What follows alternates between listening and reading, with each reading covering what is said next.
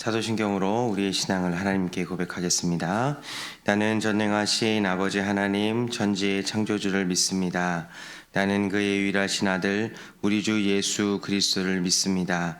그는 성령으로 잉태되어 동정녀 마리아에게서 나시고 본디오 빌라도에게 고난을 받아 십자가에 못 박혀 죽으시고 장사된 지 사흘 만에 죽은 자 가운데서 다시 살아나셨으며 하늘에 오르시어 전능하신 아버지 하나님 우편에 앉아 계시다가 거기로부터 살아있는 자와 죽은 자를 심판하러 오십니다. 나는 성령을 믿으며 거룩한 공교회와 성도의 교제와 죄를 용서받는 것과 몸의 부활과 영생을 믿습니다. 아멘. 찬송가 276장입니다. 찬송가 276장 아버지여 이 죄인을, 찬송가 276장 아버지여 이 죄인을 하나님께 찬양 올려드립니다.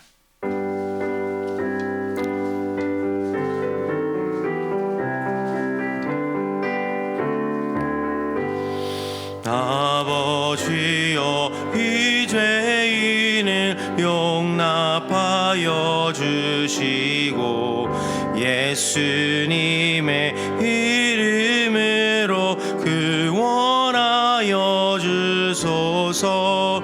아버지를 떠나 산지 벌써 오래되었고 험한 길에 고난 몸이 이제 돌아옵니다.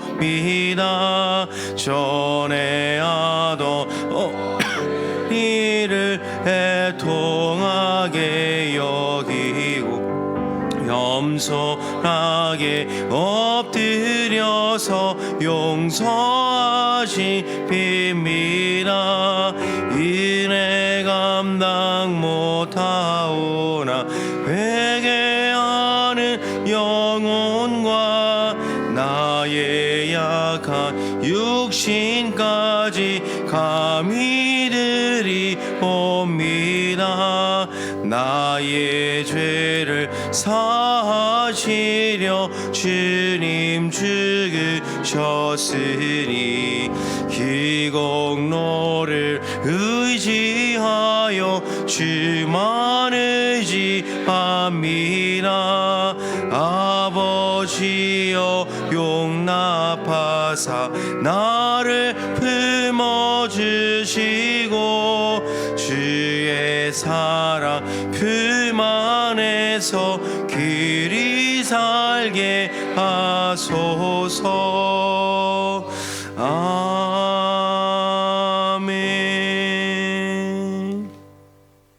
오늘 우리에게 주시는 하나님의 말씀은 호세아 13장 1절에서 16절까지 말씀입니다.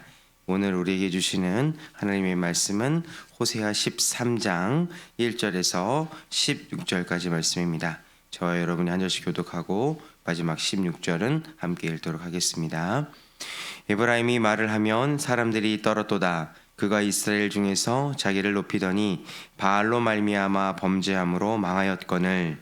이제도 그들은 더욱 범죄하여 그 은으로 자기를 위하여 우상을 부어 만들되 자기의 정교함을 따라 우상을 만들었으며 그것은 다 은장색이 만든 것이거늘. 그들은 그것에 대하여 말하기를 제사를 드리는 자는 송아지와 입을 맞출 것이라 하도다. 이러므로 그들은 아침 구름 같으며 쉬 사라지는 이슬 같으며 타작마당에서 광풍에 날리는 죽정이 같으며 굴뚝에서 나가는 연기 같으리라. 그러나 애굽 땅에 있을 때부터 나는 내 하나님 여호와라. 나밖에 내가 다른 신을 알지 못할 것이라. 나 외에는 구원자가 없느니라. 내가 광야 마른 땅에서 너를 알았거늘. 그들이 먹여준 대로 배가 불렀고 배가 부르니 그들의 마음이 교만하여 이로 말미암아 나를 잊었느니라. 그러므로 내가 그들에게 사자 같고 길가에서 기다리는 표범 같으니라. 내가 새끼 잃은 곰같이 그들을 만나 그의 염통 거풀을 찢고 거기서 암사자같이 그들을 삼키리라. 들짐승이 그들을 찢으리라. 이스라엘아, 내가 패망하였나니 이는 너를 도와주는 나를 대적함이니라. 전에 내가 이르기를 내게 왕과 지도자들을 주소서 하였느니라. 내 모든 성읍에서 너를 구원할 자 곧 내 왕이 이제 어디 있으며 내 재판장들이 어디 있느냐. 내가 분노함으로 내게 왕을 주고 진노함으로 패하였노라. 에브라임의 불의가 봉함되었고 그 죄가 저장되었나니 해산하는 여인의 어려움이 그에게 임하리라. 그는 지혜 없는 자식이로다. 해산할 때가 되어도 그가 나오지 못하느니라. 내가 그들을 스올의 권세에서 속량하며 사망에서 구속하리니 사망아 네 재앙이 어디 있느냐. 스올아 내 멸망이 어디 있느냐. 뉘우침이 내 눈앞에서 숨으리라. 그가 비록 형제 중에 결실하나 종풍이 오리니 곧 광야에서 일하나 여호와의 바람이라. 그의 근원이 마르며 그의 샘이 마르고 그 쌓아둔 바 모든 보배의 그릇이 약탈되리로다. 함께 읽겠습니다. 사마리아가 그들의 하나님을 배반하였으므로 형벌을 당하여 칼에 엎드러질 것이요 그 어린 아이는 부서뜨려지며 아이벤 여인은 배가 갈라지리라. 아멘. 기도하겠습니다. 좋으신 아버지 하나님, 은혜를 감사합니다. 지난 간밤에도 저희들을 주님 품 안에서 편히 쉬게 해주시고 또 이 새벽에도 저희들을 주 앞에 불러주심을 감사합니다. 물을 떠난 고기가 살 수 없은 것 같이 저희가 주의 은혜가 없이는 한순간도 살 수 없음을 고백합니다. 이 새벽에도 말씀과 기도 가운데 저희들을 만나주시며 주의 성령으로 충만케 하여 주시옵소서. 기도의 영을 부어주시며 마땅히 간구할 것들로 기도할 수 있게 하여 주옵소서. 이 새벽에도 주님께 감사의 예물과 또 일천번째 예물을 드립니다. 믿음으로 또 순종으로 감사를 드리는 예물을 주님이 기뻐 받으시고 약속하신 하늘의 복과 땅의 복으로 충만하게 채워 주옵소서. 주의 은혜로 종의 가정들을 형통케 해주시며 그 자녀들을 축복하여 주옵소서. 예수님의 이름으로 축복하며 기도하옵나이다. 아멘. 이 새벽에도 주의 은혜와 축복이 함께 하시기를 축원합니다. 이 호세아 13장은 이제 지금까지 이제 이스라엘 백성들에게 내렸던 그 심판에 대해서 이제 종합적으로 뭐 또 한 번 심판의 메시지다 이렇게 생각하시면 되겠습니다. 그러니까 별로 재미가 없죠. 너희들 망한다, 혼난다, 맨날 이런 얘기만 쭉 있으니까 별로 이제 그냥 읽을 때는 별로 은혜가 별로 안 되는 구절일 수 있습니다. 근데 이제 그럼에도 불구하고 이제 왜 이런 긴 내용들 이스라엘의 그런 불순종에 대해서 하나님이 그 심판하는 이런 내용들이 이렇게 성경에 이렇게 길게 쓰여져 있을까? 그냥 뭐 한두 마디만 탁 해도 그 죄를 지으면 망하는구나, 벌 받는구나 이렇게만 생각할 수 있는데 이들에 대한 그 심판의 메시지를 이렇게 길게 얘기하는 이유가 대체 뭘까? 이런 묵상을 한번 해봅니다. 그것은 이제 우리로 하여금 어떤 그 죄의 결과에 대해서 그 두려움을 갖고 있음으로써 우리로 하여금 그 죄를 짓지 않는 그런 이제 효과가 있기 때문에 그렇습니다.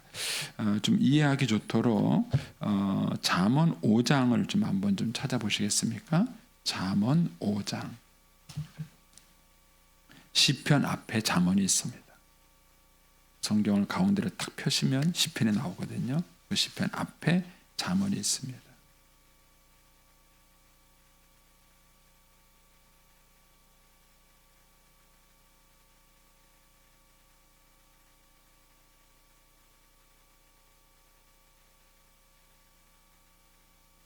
네, 찾으셨습니까? 시편 앞에 그러니까 잠언 5장입니다. 잠언 5장. 이 잠언 5장은 이제 아버지가 이제 아들에게 권면하는 얘기예요. 그래서 1절에 보면은 내 아들아 내 지혜에 그러니까는 부모가 주는 그런 지혜죠. 그 권면에 내가 귀를 기울이라 이렇게 말을 하는 겁니다. 그러면서 이제 잠언 5장의 전체의 내용은 잘못된 성에 대해서 이제 경고를 해주는 얘기예요. 그러면서 이제 3절에 보면은 대저 음녀의 입술은 꿀을 떨어뜨리며 그의 입은 기름보다 미끄러우나. 그래서 이 음녀라는 표현 자체가 하나님께서 계획하지 않은 하나님의 뜻과 잘 반대된 그런 이제 성을 말하는 것입니다. 근데 그것이 처음에는 뭐같이 느껴지냐면은 꿀처럼 느껴져요. 기름처럼 느껴지는 거예요. 그러니까는 죄라는 것이 다 그렇어요. 죄라는 것이 어떤 것인지 처음에는 그게 달콤하게 느껴지고 뭔가 매력이 있는 거예요. 그러니까 사람들이 유혹받는 거예요. 만약에 그런 게 없다면 유혹받지 않겠죠. 그런데 한번 생각해봐라 이렇게 말하는 겁니다. 한번 생각해보면 4절에 가면은 나중에는 이렇게 말합니다. 처음에는 그게 꿀처럼 달콤하고 기름처럼 미끄러울 수 있지만 나중에는 쑥같이 써요. 쑥같이 써서 그래가지고 두날 가진 칼처럼 자기를 찌르게 된다는 겁니다. 그러면서 이제 그 뒤에 가서 이제 9절에 가면은 그 잘못된 성으로 인해서 치료에 대한 대가를 얘기합니다. 두렵건대 내 존용이 남에게 잃어버리며. 첫 번째 잘못된 성을 가졌을 때의 첫 번째는 뭐냐면은 존용, 존귀와 영광을 잊어버려요. 그렇죠? 예, 만약에 제가 바람 폈다. 예, 그러면은 여러분들이 목사로서 저를 존경하고 사랑했던 것들이 일순간에 사라지는 거예요. 이미 뭐 우리 사회에서 그거를 많이 경험하고 있지 않습니까? 잘못된 성의 대가이죠. 그 다음에 9절에 또 가면은 내 수완이, 그 수완은 뭡니까? 오래 사는 거죠. 건강이에요. 생명이 잔인한 자에게 빼앗겨요. 그 잘못된 성은 여러 가지 질병을 가져오고 그리고 그로 인해서 건강을 해치게 되는 것이죠.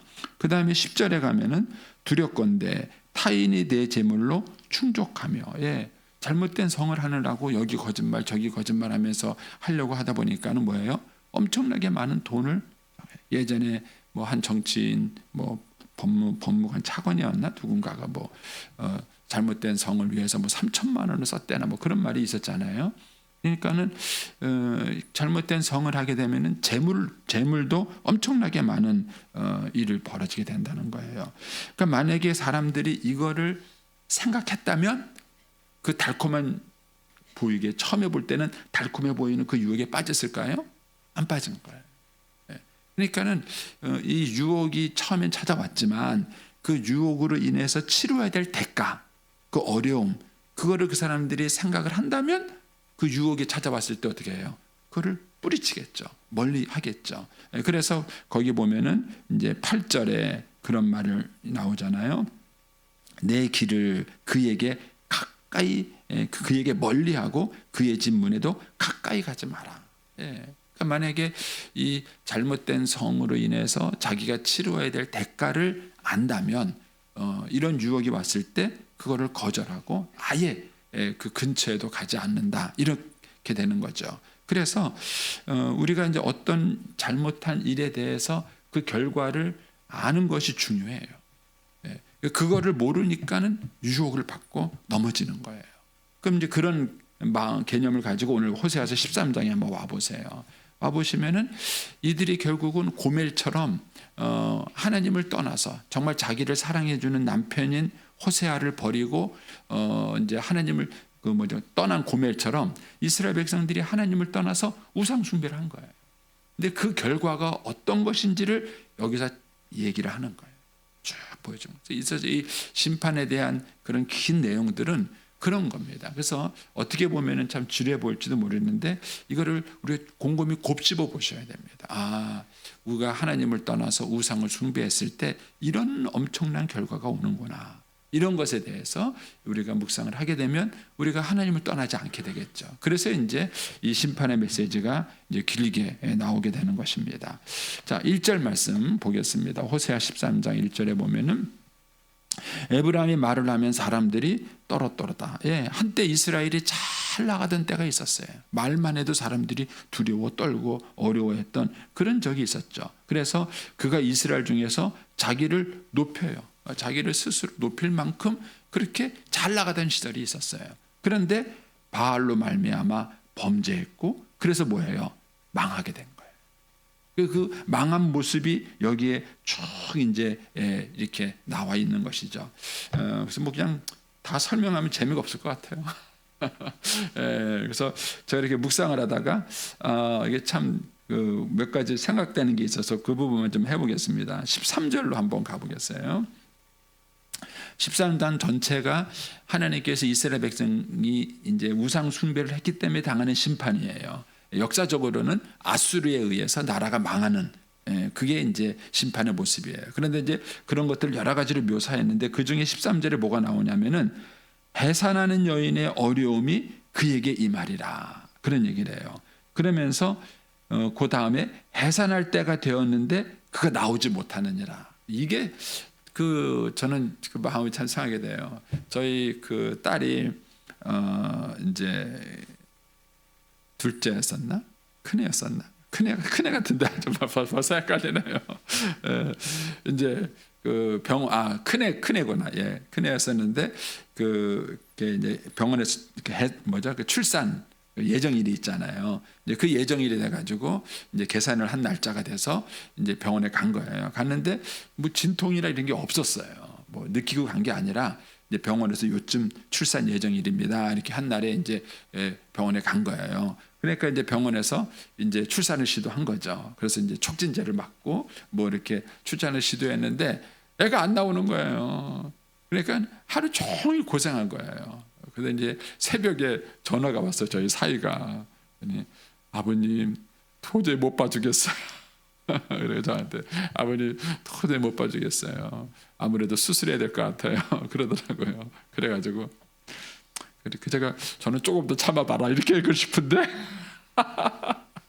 제가 여자도 아니고 남자인데다가 또 뭐 내가 당하는 것도 남이 당하는 것도 있는데 그거를 말을 못 하겠더라고요. 야, 그래도 조금 더 참아봐라 이렇게 하고 싶은데 말을 못 했어요. 못 하고 그냥 너희들 알아서 해라. 그래갖고 이제 수술을 했어요. 했는데 이제 세월이 지나고 저희 딸이 그러더라고요. 병원에서 예정일을 잘못 계산한 것 같다는 거예요. 왜냐면은 그 다음 주 같은데 일주일 더 있었을 것 같은데 이제 조금 빨리 계산한 것 같다는 거예요. 그러다 보니까는 진통이 없이 촉진제를 맞았고 촉진제를 맞아서 이제 진통은 시작이 됐는데 애는 안 나오고 그러니까 이제 24시간 고생하고 결국은 이제 수술해서 애를 낳는데 그러는 거예요. 아, 그때 조금 더 참고 자연분만 했으면. 그 세월이 지난 다음에 얘기를 하더라고요. 근데 그때 제가 느낀 게 그거예요. 해산할 때가 됐는데 나와야 될 거 아니에요. 근데 해산할 때가 됐는데 나오지 않았을 때의 그 고통, 그 두려움, 그게 지금 이스라엘 백성의 모습이라는 거예요. 그러니까는 해산은 축복이에요. 사실 어떻게 보면은 설레는 거잖아요. 예, 아이가 태어난다는 그런 기쁨과 설렘이 있는 그 순간인데 그 순간이 제대로 태어나지 않으니까 그 아이를 해산할 힘이 없으니까 두려움이 되는 거예요. 이러다가 아내가 죽는 거 아닌가? 이러다가 애도 어떻게 되는 게 아닌가? 이런 이제 두려움이 이제 있는 거죠. 그러니까는 그 출산이라는 그 행복한 순간이 이렇게만 뒤집으면은 뭐예요? 엄청난 두려움과 불안의 시간이 되어버린 거예요.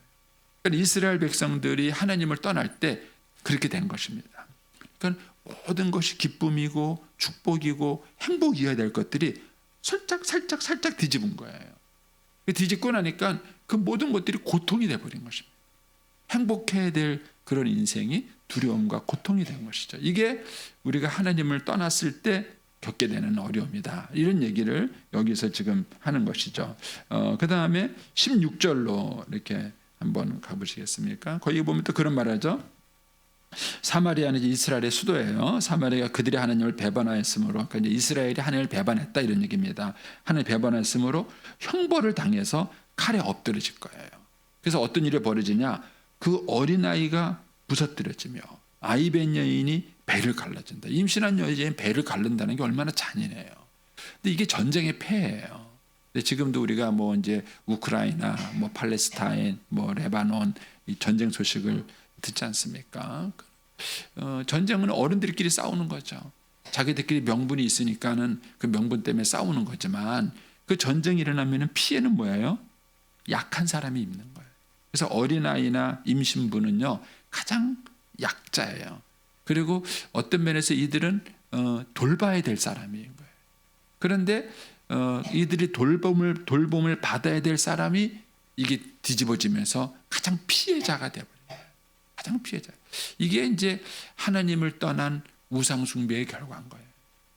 그러니까 우리가 하나님을 떠나서 우상숭배를 하며 살아갈 때 원래는 이런 사람들이 가장 보호받고 사랑받고 돌봄을 받아야 되는데 그런 사람들이 방치가 되는 거예요. 그리고 오히려 그런 사람들에게 큰 피해와 어려움이 있게 되는 거예요. 이게 우상숭배의 결과예요. 근데 그걸 좀 느껴지세요? 우리가 정말 이 사실을 안다면 우리 아이들로 하여금 우상 숭배를 하도록 용납하면 안 돼요. 근데 이제 요즘 이제 많이 나오는 얘기가 뭐냐면 요즘은 하이테크 시대예요. 엄청난 과학 발전이 이루어져서 뭐 인공지능이 뭐 모든 걸 다 해주는 그런 시대잖아요. 그런데 이런 하이테크 시대에 사람들이 가장 갈급한 게 뭐냐면 의외로 영적인 거예요. 의외로 영적인 걸 사람들이 갈급해요. 그래서 요즘 젊은 아이들이 의외로 어떻게 보면은 종교성이 있어요.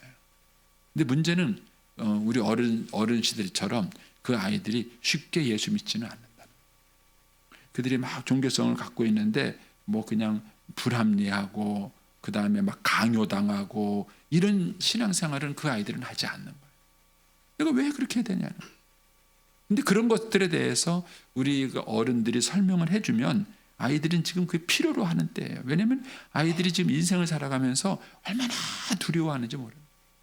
저희 때는 생각해 보면은 어렵기는 했어요. 그런데 대학생이 나가서 과외를 하잖아요. 그러면은 학비를 벌었어요. 그러니까는 저희 때는 열심히 하면 된다는 게 있었어요. 열심히 하면은. 그래서 열심히 노력해서 과외도 하고 학비도 벌고 그거 가지고 대학교 등록금도 내고 학교도 졸업하고 그랬다고요. 근데 요즘 아이들은요 죽어라 이랬는데도 대학 졸업하면 빚이 남아요. 빚이. 학교 다니는 동안에 빚 내서 공부하고 졸업하고 나면 빚이 생기고 그 빚을 또 이제 갚는다고 애를 먹고 그런 거예요. 그리고 또 이제 사회 나오면은 또 이제 취직이 잘 안 되고 아니 열심히 학교를 졸업했으면은 밖에 나왔을 때 뭔가 취직이 돼가지고 일을 할 수 있어야 되는데 그런 환경들이 안 좋아져. 그러니까 요즘 젊은 아이들이 얼마나 불안한 인생을 살아가는지 모르고 내일에 대한 미래에 대한 그런 불안감이 우리 아이들의 마음속에 굉장히 커요. 근데 이런 상황 속에서 우리 아이들에게 정말 힘이 될 만한 그런 신앙이 있다는 게 얼마나 필요하겠습니까? 그런데 그 아이들이 신앙을 떠나는 이유가 뭐겠어요? 신앙이 떠나는 이유가 그 신앙이 설득력 있게 자기들한테 다가오지 않아서 그런 거예요. 그러니까 어떤 면에서 우리 아이들이 신앙을 간절히 찾는 그런 시기가 요즘 시대인지도 모릅니다. 그래서 우리가 이제 이 시대를 살아가면서 우리가 우상 숭배가 얼마나 무서운가, 그것이 이스라엘 백성들에게 어떤 그런 피폐한 사항을 갖고 왔는가 하는 면에서 이 13장을 여러분들이 읽으시고 묵상하시면 좋겠습니다. 그 바로 위에 있는 15절도 뭐 그런 것이 있잖아요. 그가 비록 형제 중에 결실하나 열심히 일해가지고 돈을 버는 것 같은데 어느 날 동풍이 불어와요. 우리는 느낌이 별로 없죠. 이스라엘에 가면 그 이스라엘 나라가 이렇게 있으면은 이쪽이 동쪽이에요. 그러니까 여러분 죄송합니다. 여러분이 볼 때 이스라엘이면 이쪽이 동쪽이고 이쪽이 지중해 서쪽이에요. 동쪽은 사막이에요, 사막. 그래서 동풍이 불어오면은 이스라엘은 이제 건기가 시작이 되면서요 비도 안 오고요 풀이 말라요. 뭐 저는 이제 보지 못했지만 히브리 대학에서 공부하셨던 교수님이 그 얘기 하더라고요. 자기가 눈으로 봤대요. 동풍이 이렇게 싹 불어오는데 더운 바람이 불어오는데 이 파릇파릇했던 이삭이요 그냥 누렇게 그 뜨거운 열기에 변해버렸대요. 자기가 그걸 보면서 깜짝 놀랐다. 근데 반면에 이제 지중해에서 이제 바람이 불면은 우기가 시작이 돼요. 비가 옵니다. 그래서 엘리야가 기도할 때 손바닥만한 구름을 봤다는 게 지중해 쪽에서 떠오르는 구름을 본 거예요. 그렇게 해서 이제 비가 오는 거였는데 여기서 말하는 동풍이 그거예요. 그래서 이제 한번 보세요. 15절에 보면은 그가 비록 형제 중에서 결실을 해요. 농사를 많이 벌었어요. 그런데 문제는 동풍이 불어오는 거예요. 그래서 곧 광야에서 일어나는 여호와의 바람, 하나님이 불어보는 심판의 바람인 거예요. 이게 불어오니까 뭐예요? 그의 근원이 마르고 그 샘이 마르고 그 쌓아둔 바 보배의 모든 글이 약탈된다. 그러니까는 이게 이중적인 문제예요. 아수르가 동쪽에 있거든요. 아수르가 동쪽에 있으니까 그 동쪽으로부터 와서 그 심판의 메시지이기도 하면서 동시에 자연적 현상도 말하라는 거예요. 동풍이 불어오니까 그들이 열심히 수고한 것이 심판이 되어버려요. 그러니까는 우리가 우상 숭배하며 살아가다 보면은요 열심히 살았는데 남는 게 없잖아요. 남는 게 없잖아요. 저는 이제 저희 어머님 볼 때마다 늘 안타까움이 왜요? 저희 어머님은 정말 한눈 팔지 않으셨거든요. 제가 보면은 저 이제 자녀 키우겠다고 뭐 재혼도 안 하시고 그 다음에 자식만을 위해서 사셨어요. 막 착같이 살았습니다. 제가 어린 시절에 저희 어머님이 뭐 남자들하고 막 시닥거리고 떠드는 모습을 한 번도 제가 제 어린 시절에 본 적이 없어요. 그만큼 열심히 살았어요. 남은 게 없어요. 열심히 사셨는데 남은 게 없어요. 인생이라는 게 그렇게 열심히 살아서 수고한 만큼 결실을 얻을 수 있으면 얼마나 좋아요. 그런데 우리가 우상을 숭배하게 되면은 하나님이 부는 그 동풍 하나에 인생이 확 날아가는 거예요. 아무것도 아닌 것이죠. 그런 얘기들을 이 호세아서 13장에서 하고 있는 것입니다. 이런 면에서 우상 숭배가 얼마나 무서운가, 하나님을 떠났을 때 결과가 뭔가, 이런 관점에서 여러분들이 한번 13장을 묵상을 하시면 좋을 것 같습니다. 자, 그런데 이제 이들이 이렇게 망한 이유가 뭡니까? 1절을 다시 한번 가보세요. 가보면 그 뒷부분에 바알로 말미암아 범죄함으로 망해. 가장 근본적인 원인은 이 고멜처럼 하나님을 떠난 거예요. 우상 숭배를 한 것이 이들이 망한 것입니다. 근데 이 우상 숭배를 하게 되는 밑바탕이 있었어요. 그게 뭐냐면 6절입니다. 6절에 가면은 뭐냐면은 그들이 먹여준 대로 배가 불렀고 배가 부르니 그들의 마음이 교만하여 이로 말미암아 나를 잊었다. 그러니까는 하나님의 은혜를 잊은 것이 결국은 우상 숭배로 가는 거예요. 뭐냐면 감사를 잊은 거예요. 그럼 이것이 호세아와 고멜로 비유가 됐잖아요. 호세아와 고멜로 비유가 됐으니까는 여러분들이 이제 작게는 가정 안에서 생각해 보세요. 부부 사이에 틈이 생기는 게 뭐예요? 감사를 잊어버려서. 그래서 의도적으로 감사를 하세요. 아버지 학교에 가면은 뭐 아내가 이쁜 것, 아내에게 고마운 점, 뭐 20가지씩 적어라, 이런 숙제를 해줘요. 그런데 그런 숙제를 내줘 보면은 한 번도 그때까지 살아오면서 그런 생각을 하지 않고 사는 거예요. 거기서 숙제를 내주니까 이게 써보니까 정말 아내가 고마운 거예요. 그런데 우리가 살아가면서 이 감사를 적극적으로 하지 않기 때문에 시험에 드는 거예요. 그래서 여러분들이 인생을 살아가면서 불평을 조심하셔야 돼요. 불평. 그러니까 남편에게 불평하고 아내에게 불평하고 부모에게 불평하고 이 세상을 불평하고 하나님을 불평하고 그때부터 시험에 드는 거예요. 시험에 드는 거예요. 그래서 우리가 잘 싸워야 될 것이 뭐냐면은 받은 바 은혜를 은혜로 아는 거예요. 그런데 이미 여러분들도 경험하셨지만 사람들이 받아서 감사할까요? 깨달아서 감사할까요? 깨달아서 감사하는. 많이 받는다 그래서 감사하는 게 아니에요.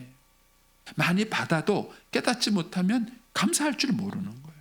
그러니까 결국 감사의 문제는 마음의 문제지 내가 받았느냐 안 받았느냐의 문제가 아니에요. 그러니까는 우리는 네가 똑바로 잘하면 내가 감사하지, 네가 똑바로 못하니까 내가 이러는 거야, 이렇게 말을 하지만 이 말은 틀린 말인 거예요. 사실은 받아도 우리는 감사를 모를 수 있는. 그래서 이 관계를 잘 여러분들이 점검하는 것 중에 하나가 이 관계에서 내가 불평이 많은가 감사가 많은가.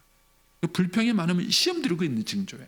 애들도 이렇게 키우면서 애들이 잘 크고 있는지 못 크고 있는지 말을 들어보면 돼요. 이놈들이 컬핏하면 원망하고 컬핏하면 불평하고 엄마가 해준 게 뭐 있어, 이러면 이제 좀 조심하셔야 돼요. 요거를 내버려 두면은 이게 쌓이고 쌓여가지고 이 문제가 되는 거예요. 미리 그때 손을 보셔야 되는 거예요. 근데 아이들이 뭐 엄마 고마워요, 날 수고해줘서 감사해요, 뭐 이 엄마가 나의 엄마에게 행복해요, 뭐 이런 얘기를 하면은 이 녀석은 지금 제대로 크고 있는 거예요. 제대로 크고 있는 거예요. 그래서 이 감사라는 것이 얼마나 중요한지 모릅니다. 그러니까 이스라엘 백성들이 우상 숭배에 빠지게 된 이유는 뭐냐면은 하나님이 배부르게 먹여줬는데 그걸 잊어버린 거예요. 그게 이제 4절에서 6절에서 그 얘기를 해주고 있는 겁니다. 그 다음에 9절을 한번 가보시면은 옛날 얘기를 하세요. 옛날 얘기. 그게 이제 10절에 가면 이렇게 말하죠. 전에 내가 이르기를 내게 왕과 지도자를 주소. 언제 그랬죠? 사사시대 말기에 그 사무엘이 있었을 때 우리에게 왕을 달라, 그렇게 한 거예요. 그런데 그 왕이 이제 하느님이 지금 비꼬는 거예요. 전에 내가 이르기를 내게 왕과 지도자를 주소서 하였느니라. 그래서 왕을 줬는데 이 모든 성읍에서 너를 구원할 왕이 지금 어디 있느냐? 하나님이 이제 비꼬듯이 말하는 거예요. 그 왕이 너희들을 구원했느냐? 이 비꼬듯이 말하는. 근데 이 이유가 뭐냐면 9절이에요. 9절에서 왕을 구하는 것이 어떤 의미가 있었느냐 하면은 이스라엘아 내가 패망하였느니 이는 너를 도와주는 나를 대적함이라. 그들이 하나님을 왕으로 모시지 않은 것은 그 하나님을 그들이 대적한 거예요. 거절한 거예요. 여기서 우리의 신앙과 삶이 삐뚤어지는 것입니다. 그래서 우리가 우리 자신에게 그런 질문을 하셔야 돼요. 정말 하나님이 내 인생의 왕이신가? 하나님은 날 사랑하시잖아요. 나를 구원하셨잖아요. 지금도 성령님으로 나를 인도하지 않습니까? 그런데 그 하나님을 내가 대적하고 거절하고 그렇게 살고 있지 않는 것. 그것이 그 하나님의 권위를 인정하지 않고 살아가는 것이 결국은 우상 숭배를 낳고 이것이 이스라엘 백성들에게 패망을 가져온 것입니다. 그래서 내 인생의 주인이 누군가? 정말 하나님이 내 인생의 주인이신가? 내가 정말 그 주님을 나의 주님으로 인정하고 내가 그분의 말씀에 순종하며 살아가고 있는가? 이런 것들을 점검해 보셔야 합니다. 결국 이제 이것이 방치가 됐을 때 결국 그들은 우상 숭배를 하게 된 거고 그 우상 숭배의 결과 이들이 비참한 이런 심판을 겪게 됐다 하는 것이 지금 이 13장의 메시지입니다. 그래서 다시 한번 이런 관점에서 이 13장 말씀을 묵상을 해보시고 우리가 주님을 떠난다는 것이 얼마나 무서운 것인가 하는 것들을 알고 우리의 자녀들을 믿음으로 또 잘 또 키울 수 있는 한 날이 되기를 축복합니다. 기도하겠습니다. 오늘은